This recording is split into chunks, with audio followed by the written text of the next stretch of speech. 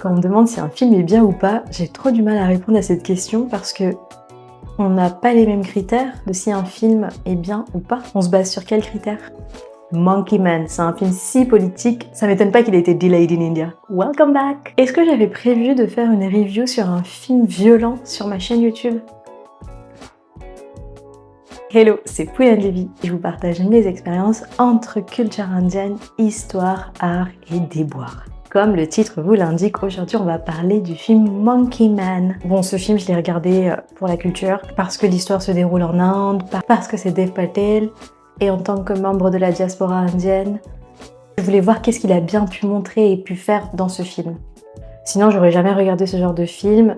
Tout le monde me parle de John Wick, mais moi je sais même pas qui c'est ce gars. C'est juste pas le genre de film que je regarde en fait. Allez, on commence. Monkey Man, c'est l'histoire d'un jeune garçon qui s'appelle Kid, joué par Dev Patel, qui est dans une quête de vengeance suite à un féminicide qui a eu lieu dans sa famille. Je crois que cette review elle est sans spoiler. Ce film a été coproduit entre autres par Dev Patel lui-même et Jordan Peele. Initialement, j'ai lu que c'était Netflix qui avait acquis les droits pour ce film, puis ils se sont rétractés en ayant peur des réactions du public indien, disant que ce film était beaucoup trop cru. En vrai, j'aurais pas dit cru, mais c'est vrai que ce film, il va soulever des polémiques, et c'est peut-être aussi pour ça que le film n'est toujours pas sorti en Inde. Certaines sources disent que le CBFC, le Central Board of Film Certification, n'a pas encore vu le film tout court, donc il peut pas se prononcer. D'autres ont dit qu'il l'avait vu et qu'effectivement il y a beaucoup trop de références politiques qui viendraient peut-être heurter la sensibilité du public indien. J'ai pas vérifié par moi-même, mais par exemple, apparemment la couleur du drapeau, enfin la couleur orange des drapeaux que l'on voit initialement dans les trailers par exemple, aurait été changée lorsque la deuxième bande-annonce est sortie au rouge. Sachant que le orange, c'est la couleur du safran, c'est la couleur du parti politique national hindou. Dans les grandes thématiques qu'il y a dans ce film, on retrouve la lutte des classes, les transgenres, le jeu politique et la puissance des leaders spirituels, et la suprématie hindouiste nationaliste. De manière générale, on voit quand même la lutte des minorités, les personnes issues de caste inférieure, les personnes issues de classe inférieure, perçues comme, à chaque fois bien sûr, d'autres minorités religieuses. De manière générale, c'est un film qui veut parler de minorités en Inde. Ce film est sorti en avril 2024, mais il a été tourné pendant la pandémie du Covid. J'ai lu dans des extraits que Dev Patel était justement en train de relater les difficultés qu'il a eues sur le lieu de tournage. Il s'est cassé le bras, son équipe et son matériel ont été coincés de l'autre côté de la frontière. Il aurait tourné des bouts du film avec son téléphone. À cause du Covid, il a dû tourner le film en Indonésie. Clairement, c'est un film important pour notre société actuelle. Lorsque j'ai publié ma vidéo sur mes réseaux sociaux, j'ai eu pas mal de réactions, des personnes qui étaient contentes du film, d'autres qui étaient dans le flou et d'autres qui n'ont pas du tout aimé. Que Dev Patel lui a en fait traité des sujets entre guillemets qui ne le concernent pas directement, ou qu'il n'est tout simplement pas légitime à traiter ces thématiques, sachant qu'il n'est pas un résident indien vivant sur place et vivant donc toutes les discriminations dont il parle. C'est un argument qui est assez tricky. Je peux entendre l'argument de la légitimité lorsqu'on n'est pas une personne issue de la culture. En tout cas, moi, je trouve que Dev Patel est beaucoup plus légitime que tous ces courts-métrages, films, reportages eurocentrés du type Arte sur la pauvreté en Inde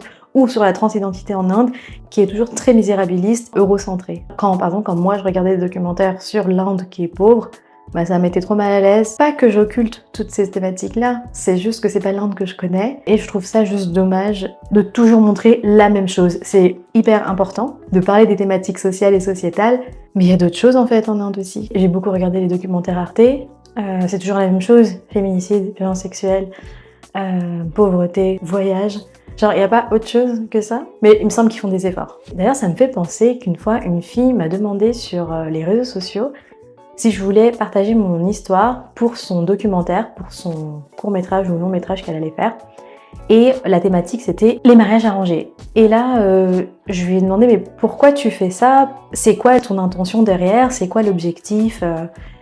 Explique-moi un peu ton positionnement. Elle me dit que c'est une jeune scénariste, une femme blanche, qui s'est mariée à un Tamoul du Sri Lanka, je crois. Et donc ces sujets-là lui sont devenus visibles. Franchement, le pire pitch pour me vendre un projet. Et du coup, j'ai décliné son offre en lui disant que j'en avais un peu marre, j'en avais carrément marre même, de voir toujours le même sujet lorsqu'on va venir parler des Indiennes, des Tamouls, des personnes issues de la diaspora, communauté sud-asiatique, on va toujours parler de ce genre de sujet. Et en plus, c'est fait à travers des yeux d'Européens, des yeux d'Occidentaux, donc le discours n'est pas le même, le prisme n'est pas le même. Ce qu'on voit dans les documentaires, c'est comme si on disait « Regardez, les femmes de là-bas, elles sont si mal ». Alors que le patriarcat, le sexisme, etc., c'est des thématiques qui ont des conséquences sur la terre entière. Il y a un ton misérabiliste, il y a un regard plein de pitié. On est trop marre de ce genre de narratif. Mais ça veut pas dire que j'occulte la thématique. En France, il y a des féminicides toute l'année. Pourquoi on parle pas de ça? Pourquoi on fait pas des courts-métrages là-dessus? Pourquoi on ne se focalise pas sur ça? J'ai l'impression dès qu'on veut parler de l'Inde, c'est soit la pauvreté, soit les violences sexuelles. Et au final, c'est ce que Dev Patel a fait aussi dans son film. Mais c'est juste différent. En fait, je comprends et j'imagine que cette personne, quand elle s'est mariée avec cet homme, elle a dû être confrontée à de nouvelles dynamiques de sexisme qui lui sont culturellement nouvelles. Et donc, elle se sent cette envie de dénoncer, de donner la voix ou de sauver. Mais on n'a pas besoin, en fait. On n'a pas besoin qu'elle nous sauve. Bref, revenons du coup à la question de la légitimité. Ça ne s'arrête pas à un simple « tu n'as pas le droit de prendre la parole sur tel sujet ». Mais par contre, si tu le fais, fais-le bien en impliquant des personnes qui sont concernées pour pouvoir atteindre une certaine authenticité en les laissant donner leur version. Bon, j'arrête parce qu'en vrai je pourrais parler tellement longtemps sur les sujets de représentativité. Venons-en au casting. J'ai parlé 1000 fois de Dev Patel depuis le début de la vidéo, mais Dev Patel, comment on l'a découvert? Il fait donc ses débuts dans Skins, une série que j'ai pas du tout regardée. Ensuite on le voit dans Slumdog Millionnaire, un film que j'ai détesté. Si vous avez suivi jusqu'à présent, vous devez savoir pourquoi j'ai pas aimé ce film. Heureusement qu'il y a A.R. Rahman pour faire la musique et relever le niveau, parce que franchement, Dev Patel il a au moins une dizaine de films à son actif. Il a joué dans Lions et Green Knight, notamment. Moi, récemment, je l'ai vu dans Modern Love. C'était trop bien. Bon, j'aime trop le film Modern Love, la série qui est dispo sur Amazon. Puis on a Sobita Dulipala. J'ai pas vu son tout premier film, mais moi, je la connais de Made in Heaven et dans Pony and Selvan. Comme j'ai pas du tout regardé le casting au préalable, j'étais assez surprise de la voir à l'écran. Également de voir Zakir Hussain, un musicien indien hyper connu. Et j'aime trop sa musique. Il joue d'un instrument dont la sonorité est vraiment trop belle, qui s'appelle le tabla. On a 5 ou 6 personnages principaux qui reviennent. Notamment un policier qui est joué par Sikandar que j'avais jamais vu, et il a une femme qui est à la tête d'un énorme business, mais je les connaissais pas du tout. Par contre, celui qui joue le leader spirituel, lui je l'ai reconnu, c'est Makaran Deshpande. Par exemple, moi je l'ai vu dans Pony and Selvan et dans Jailer. Il joue dans plusieurs segments de l'industrie des cinémas indiens, en tamil, marathi, hindi, telugu, kannada. Look at my beautiful map. Son rôle de Monkey Man, il est pas du tout anodin. Il joue le rôle d'un leader spirituel qui fait du yoga, qui prêche l'unité, la cohésion, mais en vrai il est super agressif et violent. Il est surtout assoiffé de pouvoir. Assez shady, on découvre en fait qu'il est de mèche avec des politiciens qui sont associés à l'extrême droite, à la droite nationaliste hindoue. Vous savez qui est similaire à ce genre de gars en Inde? Votre pote Sadhguru. En fait, dans ce film, Makaran Deshpande, donc qui s'appelle Baba Shakti dans le film, il est à l'origine de l'expropriation des terres, et à un moment donné on voit donc Baba Shakti virer les gens du village et mettre feu au village. Tout le monde adore Sadhguru, mais Sadhguru il fait à peu près la même chose. Son institut Isha, que tout le monde adore, je comprends pas pourquoi, mais a aussi été récupéré illégalement grâce à son pouvoir. Et à la base c'est une forêt qui constitue ce qu'on appelle des Elephant Corridors,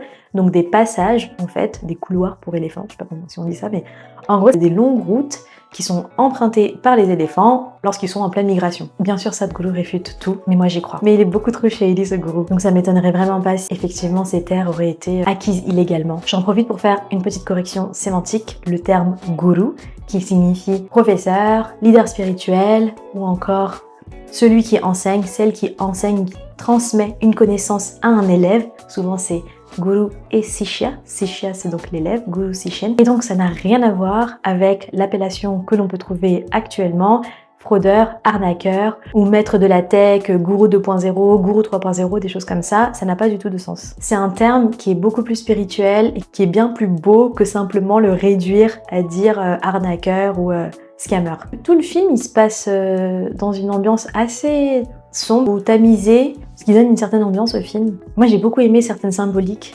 hindoues, indiennes dans le film. Ce que j'ai aimé dans le film, c'était pas la violence, par contre c'était de voir la communauté des hijras, la communauté transgenre indienne. Faut savoir qu'en Inde, les hijras ne sont pas du tout invisibles, on peut les voir dans l'espace public. Et en fait, en Inde, c'est assez différent, même si le traitement il est partout pareil, c'est une minorité qui est opprimée. Récemment, j'avais justement lu qu'il y avait la première policière transgenre. Il y a des efforts qui sont mis en place. Après, c'est des histoires de quotas, de reservation, comme ils appellent ça. Mais c'est pas une question de l'invisible, même si bien sûr que la société conservatrice indienne cherche à les invisibiliser. Je trouve qu'en France, c'est pire, en fait. Mais ça n'occulte pas du tout le fait que les transgenres en Inde sont victimes d'agressions sexuelles, de meurtres, d'homicides. La transphobie, elle est vraiment partout. Dans l'histoire indienne, les hijras, la communauté des transgenres, elle existe depuis l'Antiquité. Et les transgenres, on peut les retrouver notamment dans deux épopées de la mythologie hindoue très importantes.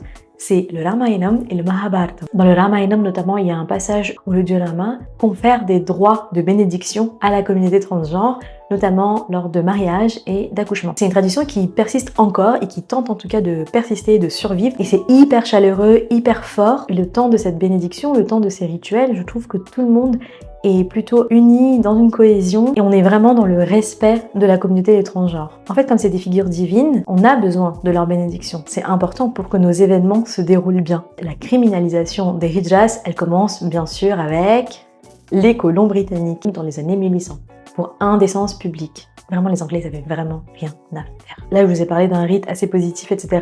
sur la communauté des transgenres, mais c'est une communauté quand même qui est assez invisibilisée, par exemple dans le monde du cinéma, où on prend encore des acteurs qui sont non transgenres pour jouer le rôle de transgenre. En tamoul, le mot transgenre, c'est Tirunangai, la fille de Dieu. Quand j'en ai vu dans ce film, déjà j'étais hyper contente de les voir. Ces personnes transgenres vivent en communauté, alors reclus de la société. Là, on les voit, elles sont dans un temple, néanmoins soudées entre elles, parce que l'ennemi, il est dehors, donc il faut se protéger. Et quand je les ai vus dans ce film, je me suis demandé, mais attends, genre, qu'est-ce que ça crée comme émotion, comme réaction à des personnes qui ne connaissent pas du tout, qui sont pas familières à la communauté des transgenres ou qui est tout simplement pas sensible à la communauté des transgenres et de leur lutte? Je me suis posé la question de comment c'était perçu. Est-ce qu'on se dit que c'est juste des super-héros et voilà, est-ce qu'on se dit que c'est comme ça en Inde? Parce que j'ai pas non plus l'impression qu'on voit des transgenres en plus dans des rôles positifs ou en tout cas sublimés dans une puissance dans les films. Donc là on voit effectivement des transgenres qui sont badass, héroïfiés, dans des scènes de bagarre que j'ai beaucoup aimé parce qu'en plus les transgenres elles sont habillées en tenue traditionnelle, du coup c'est hyper beau en fait de voir ça à l'écran. Armer le pouvoir où il est censé être en fait. C'est quand même une question que je me suis posée vu la transphobie latente de la France, surtout actuellement. Là, moi j'aime beaucoup la symbolique à la fois mythologique, à la fois religieuse de la transidentité en Inde. C'est à la fois une douceur, une connexion forte au divin, mais aussi cette liberté que ces personnes peuvent exprimer juste en choisissant de vivre selon leurs termes, dans des sociétés qui sont fermées d'esprit. Le passage dans le temple avec Ardhanarishvara, j'ai trouvé ça hyper fort, j'ai trouvé ça hyper beau en fait, la symbolique et tout ce qu'il disait. C'était très parlant pour moi. Par contre, j'ai eu peur de voir de la violence graphique à l'écran, de la violence gratuite, qui crée ce trauma porn, parce que le film de base il est très violent, alors en plus il fallait rajouter des couches. Je pense que ça aurait été insupportable à regarder, mais ça c'est mon avis parce que je regarde pas des films violents. Je trouve que les scénaristes Dev Patel, ils ont su être subtils dans la narration, ce qui fait qu'on comprend très bien que ce sont des personnes minorisées sans forcément voir des grosses scènes d'acharnement par exemple sur une personne. À un moment donné, on voit une personne, mais c'est post-agression et du coup on est épargné par cette violence graphique là. En vrai, je pense pas que ce soit productif ce genre de violence graphique gratuite. Alors comme j'ai dit au début, il y a cette question de la légitimité qui revient sur Dev Patel à tourner ce genre de film. C'est vrai que là, le hic que j'ai eu, c'est de ne pas avoir vu que des acteurs transgenres. Dans la vraie vie, quoi. L'acteur principal transgenre, il s'appelle Alpha dans le film. Il est pas transgenre, en fait. Même si dans le cast, il y en a des transgenres, mais je trouve que, en fait, dans un pays comme l'Inde, il y a plein de personnes transgenres. Il y en a plein dans l'industrie cinéma aussi. Il aurait pu faire plus d'efforts sur ça. La place de l'hindouisme dans le film, c'est un prisme hyper important, vu que c'est à travers cela que le film commence et se termine. Tout le long du film, vous avez un fil conducteur qui sont les aventures du dieu Hanuman, Anjaneya en tamoul, qui est le dieu singe. Un dieu singe héros dans plusieurs épopées de la mythologie hindoue peut voler et soulever des montagnes. C'est une figure assez puissante et importante dans l'hindouisme. Dès le plus jeune âge, les enfants sont mis devant des dessins animés où on voit justement Baby Hanuman. C'est trop mignon en fait. Après, ça fait aussi peut-être partie de la propagande. Du coup, il devient un peu le dieu préféré des enfants, notamment avec Ganesh, qui est le dieu éléphant. C'est à nouveau une figure importante du Ramayana Ramayam et du Mahabharata. On parle souvent de Hanuman pour parler de la loyauté. Il aurait arraché sa poitrine en deux pour montrer que son cœur était pur et qu'il ne mentait pas et qu'il ne portait que deux divinités dans son cœur. Il y a un passage dans une des épopées que je vous ai citées où sa queue prend feu et donc il se met à courir sur des montagnes et en fait il brûle tout plein d'hectares de forêt. Ça se passe au Sri Lanka et en fait il y a un temple au Sri Lanka où vous pouvez voir des petites inscriptions en disant ici c'était la forêt que Hanuman a brûlée. Il y a aussi à plusieurs endroits au Sri Lanka mais aussi en Inde des empreintes de pieds géants qui seraient des empreintes du dieu Hanuman. Trop cool la mythologie hindoue, non? Juste il faut pas l'associer au nationalisme en fait. Donc on voit Kid biberonné aux histoires, aux aventures de Hanuman que sa maman lui raconte et il développe donc une dévotion pour ce dieu. On voit tout le long du film différents rappels mythologiques, notamment quand Dev Patel brûle tout un hôtel. Ça fait référence à ce que je vous ai dit juste avant. Et Kid, quand il devient plus grand, il est à la poursuite du leader spirituel, Baba Shakti, pour se venger du féminicide. On voit dans le film, ce que les scénaristes ont voulu montrer, c'est cette proximité et la puissance qu'ont les leaders spirituels dans la scène politique. Dans le film, on parle d'un parti politique qui est hindou et de droite et nationaliste. Ce parti, il existe déjà en fait. Et ce qui est intéressant dans ce film, c'est que Kid, il est lui aussi hindou, mais d'une classe sociale perçue comme inférieure, vivant dans la forêt, donc sûrement d'une caste tribale, peut-être les Adivasis. Quand on le voit grimper sur l'échelle sociale, on peut bien voir le traitement castéiste et classiste qui est réservé aux minorités. Les films en Inde, ils ont cette tendance qui existe depuis très longtemps d'opposer par exemple les hindous aux musulmans. Souvent les méchants, c'est les musulmans. Et là ce que j'ai trouvé intéressant, c'est que Dev Patel, il vient renverser cette opposition, cette dichotomie, c'est que si vous êtes hindou, vous êtes gentil, et si vous êtes musulman, vous êtes méchant, en mettant un méchant de son propre camp, mais aussi un sauveur, un bon, qui est du même camp. J'ai trouvé ça intéressant, en fait, qu'il se batte contre la suprématie hindouiste en étant lui-même hindou, mais il utilise le prisme de la lutte des classes. Dans le film, il n'y a pas beaucoup de femmes, mais chacune des femmes que l'on voit à l'écran ont une présence particulière et souvent inoubliable. Après, faut pas se mentir, c'est un film de mec, pour mec, le sauveur, c'est un mec, le héros, c'est un mec. J'ai hâte qu'il sorte en Inde pour que des critiques d'Inde puissent aussi en parler et voir leur avis en étant sur place. Je pense que ça va être très polarisant. J'ai trouvé ce film assez intéressant. C'est comme une porte d'entrée à certaines thématiques que l'Occident peut-être ne connaît pas bien quand il s'agit de l'Inde. Je trouve qu'il ouvre aussi la porte sur toutes ces questions